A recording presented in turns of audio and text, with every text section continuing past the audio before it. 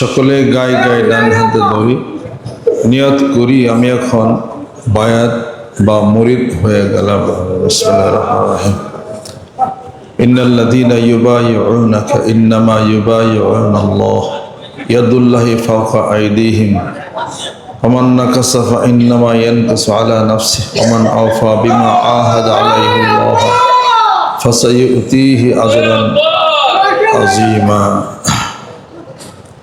আমাদের হাতের উপরে আল্লাহ পাকের কুদরতের হাত আছে।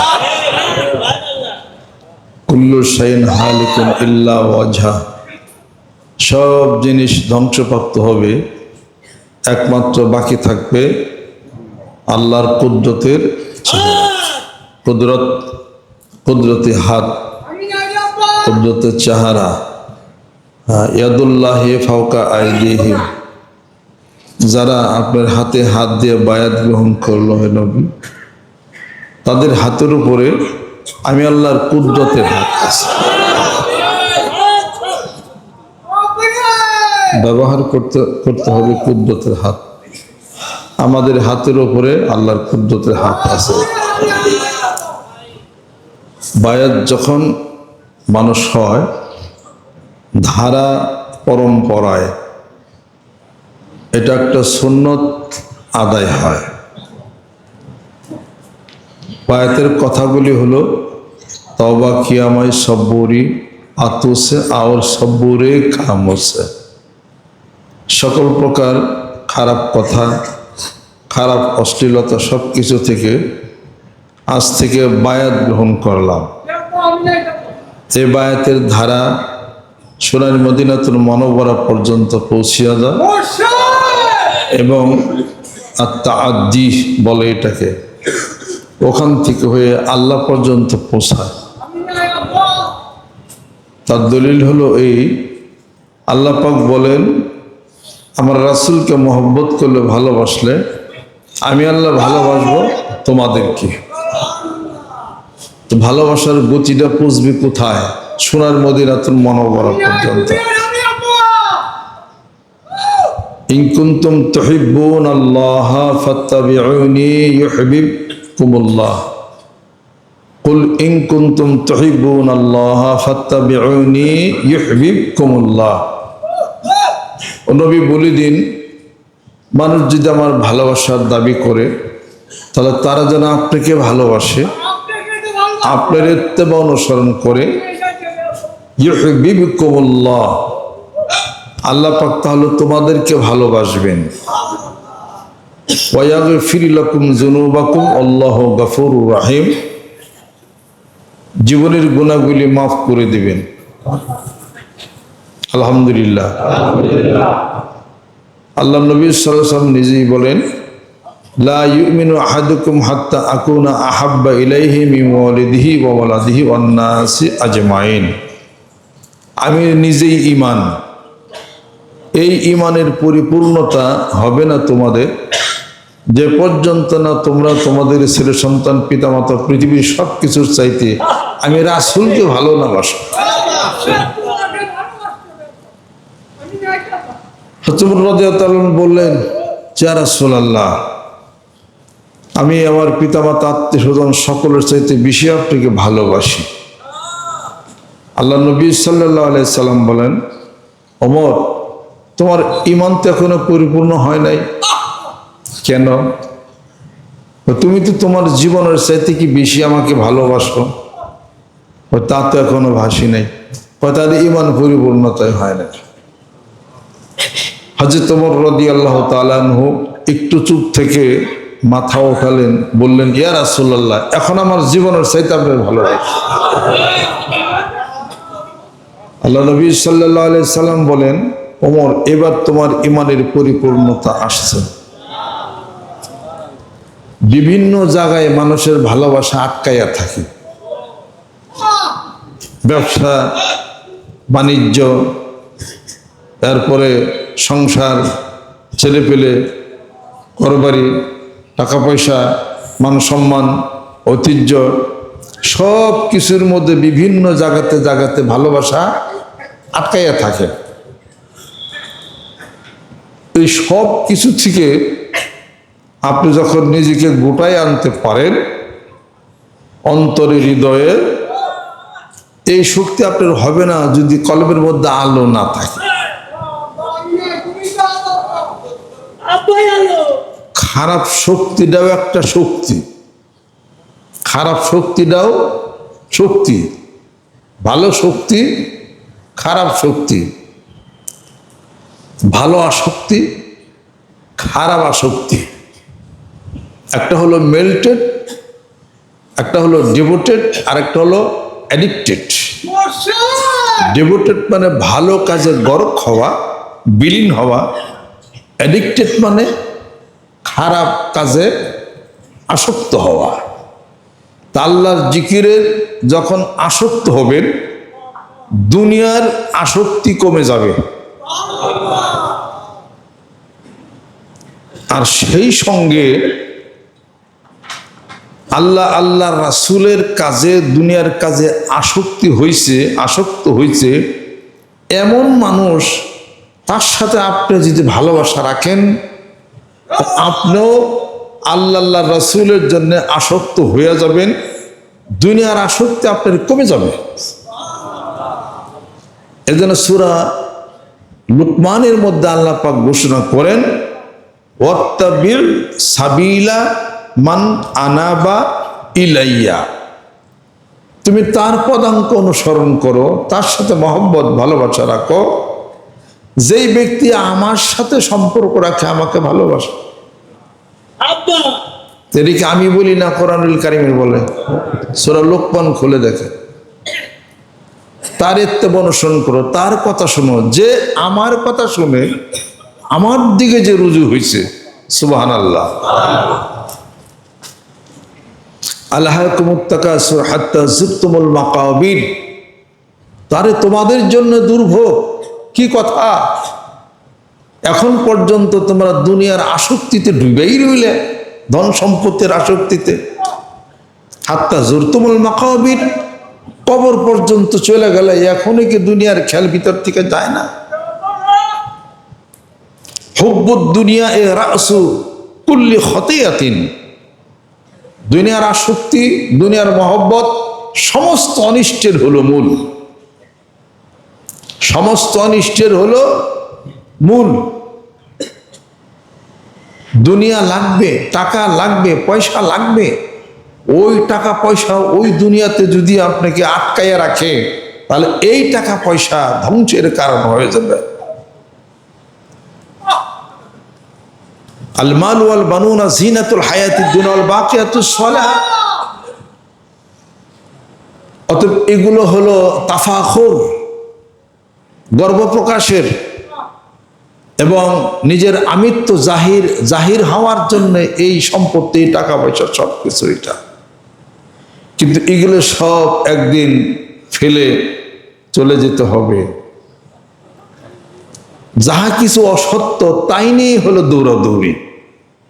ধন সম্পত্তি অসত্য কিনা, ধ্বংসপ্রাপ্ত কিনা, ঘরবাড়ি অসত্য কিনা, জীবন অসত্য কিনা, মরণ সত্য কিনা। মরণ বলে স্মরণ রাখো, বেশি দিন আর বাঁচবে না কো, কথার মতো কথা শিখো, মরণে যাবে জানা। বেঁচে আছো আশ্চর্য, নাই মুর্শেদের সাহচর্য, নাই মানুষের সাহচর্য। থাকতো যদি একটু ধৈর্য, ঐশ্বর্য তার গায়ে ধরতো না। এই যে শ্লোক কথাটি, কবিতার অংশটা, এটি কি কোরআনুল কারীমের মধ্যে আছে, হাদিসের মধ্যে আছে? অনেকে আমার বক্তব্য শুনে কেউ উনি আগে জানি কি করলো, পরে জানি কি কয়, এরা জোড়া লাগাইতে পারে না। তো আমাদের কথাগুলি তো একটা কোরআন শরীফ আয়াত বলি, মানব জীবনের প্রয়োগের কথা বলি, প্রয়োগ আনতে গেলে এটি হলো কঠিন। কোরআন তেলাওয়াত করা এক জিনিস, কোরআনিক জীবন অবলম্বন করা আলাদা আরেক জিনিস। 5 ওয়াক্ত নামাজ পড়া এক জিনিস, সালাত আদায় করে এক জিনিস। এই নামাজের হুকুম আমর আহলাকা বিসসালাতি ওয়াসতাবির আলাইহা, নামাজের হুকুম সংসারে দিয়া সবাইরে নামাজ পড়ানো আলাদা আরেক জিনিস। নিজে জাকাত আদায় করে এক জিনিস, জাকাত আল্লাহ পাক হুকুম করেছেন, এই জাকাত সমাজে জাকাত আদায় করবেন, এই হুকুম সমাজে বাস্তব রূপ দেওয়া আলাদা আরেক জিনিস। হজ করে এক জিনিস, আরেকজনকে হজ করানো আলাদা আরেক জিনিস। সমাজে হজের কথা বলা আলাদা আরেক জিনিস। চুরি করবেন না, ডাকাতি করবেন না, এ কথা সমাজে বাস্তব রূপ দেওয়া আলাদা আরেক জিনিস। রাষ্ট্রীয়ভাবে হজ, কলেমা, নামাজ, রোজা, হজ, জাকাত এগুলোর কথা বয়ান বক্তৃতার মঞ্চের টেবিলে বলবেন, এটা আলাদা আরেক জিনিস। এটাকে বলা হয় হলো প্রয়োগ, অ্যাপ্লাইড প্রুফ। অ্যাপ্লাইড প্রুফ হলেই তো প্রমাণ। এগুলা এই ওয়াজ তো অনেকের একটু কঠিন কঠিন লাগারই স্বাভাবিক, ঠিক আছে। হযরত ইউসুফ আলাইহিস সালাম কিসসা বলতাম, গজল করতাম, সুরে টান দিতাম, এই সে সাপ কি ওয়াজ করে হয়ে গেল। ইব্রাহিম আলাইহিস সালাম তার ঘটনা বলতাম, কত ঘটনা, কত কত কিচ্ছা কাহিনী আছে যা সত্য কোরআনুল কারীমের মধ্যে। একটা চেইন মেনটেন করে কথা বলা এটা তো সহজ। কোরআন শরীফ আয়াতগুলা তার নিজের জীবনে বাস্তব রূপ দেওয়ার বয়ানটা এটা কঠিনই, মানতেও কঠিন। এটা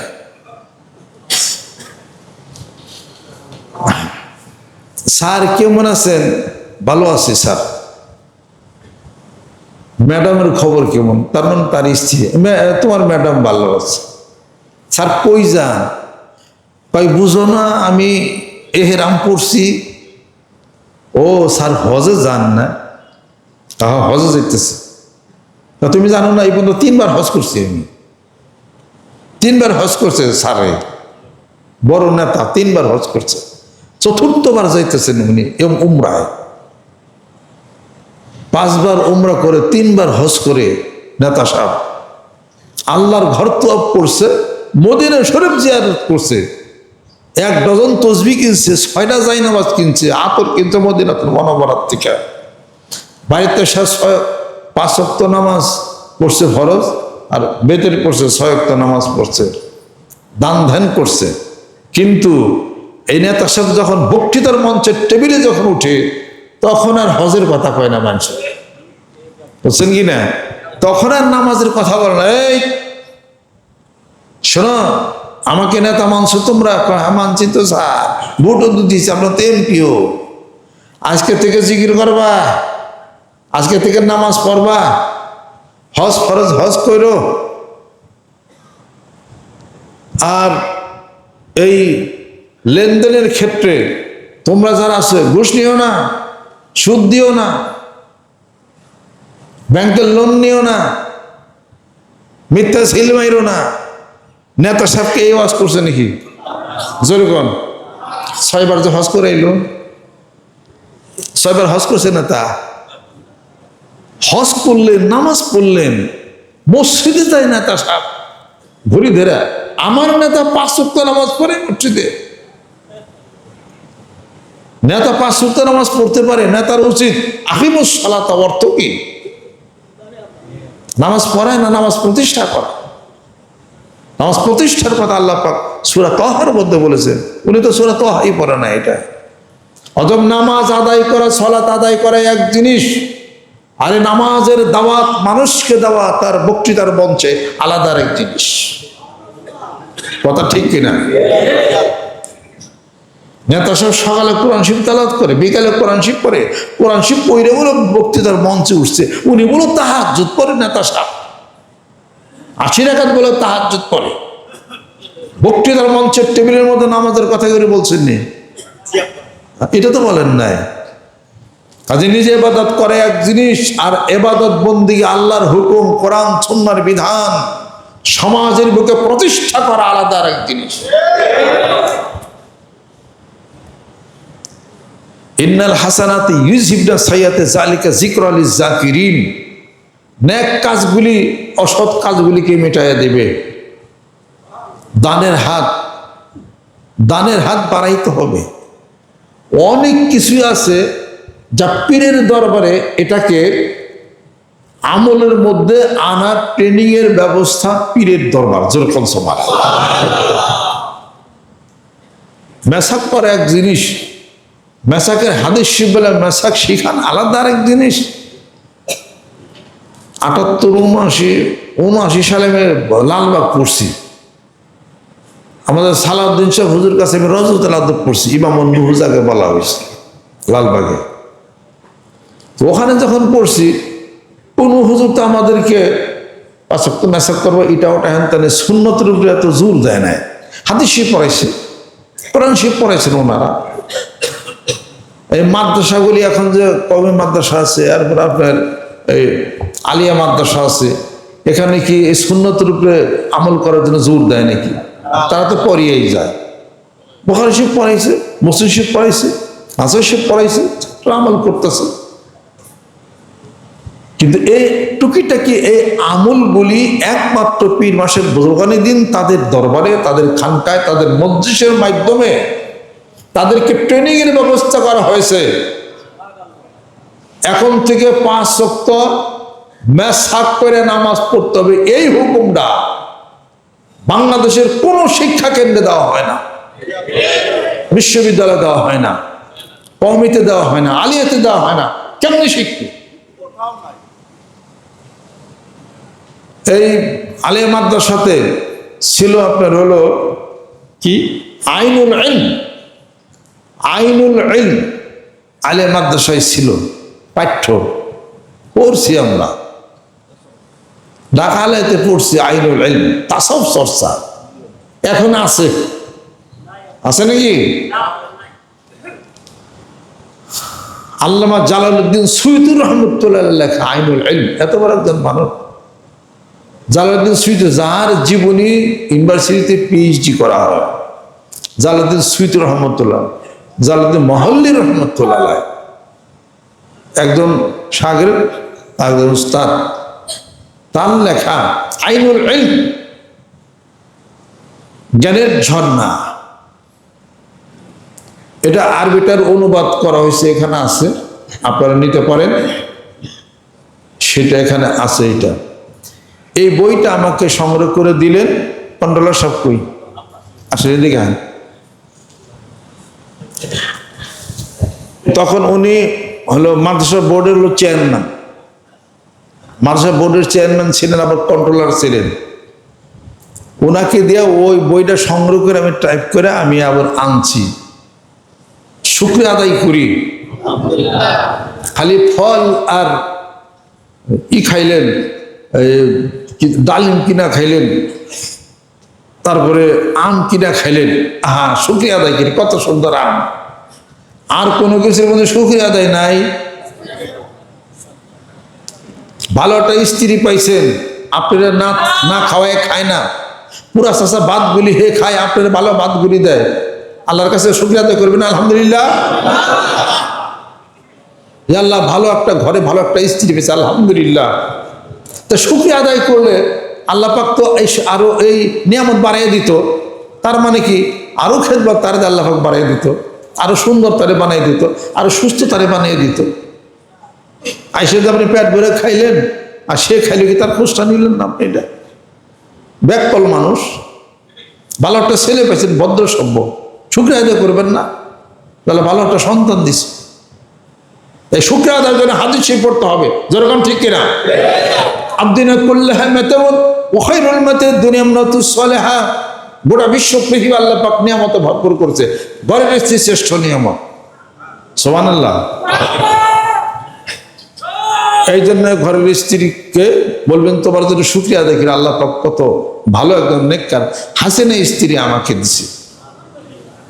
তা তো সারাদিন গেলে স্যাঙ্গানি তলে আছে, তালি আছে, হে ভাত রান্ধা হয়েছে, আরো অল্প একটুখানি, হ্যাঁ বসে বসে কি করছো, গপ্প করছো, মোবাইল টিপাইছো, ওখানে ভাত রান্ধা হয় নাই, ইডা ওটা হ্যান তার সার দিয়ে একজন ধুইছিলে, ধুয়ে দিবিনি, অসুবিধা নেই, এই ওটা ভুল, ইডা ভুল, অমুকটা তমুকটা। তুমি 3 দিন তরকারি দেখাও, মাতবো পারো না, এই মাতবো ডাল রান্ধতে পারো, তা তো পারি না, মাছ কোটা পারো, তা তো পারি না। তুমি পারো কি? তুমি খালি বউরে খালি গুতা বের করো, খালি মারবার পারো, অমুকটা তমুকটা এটা ওটা হ্যাঁ হ্যাঁ। আব্বা আব্বা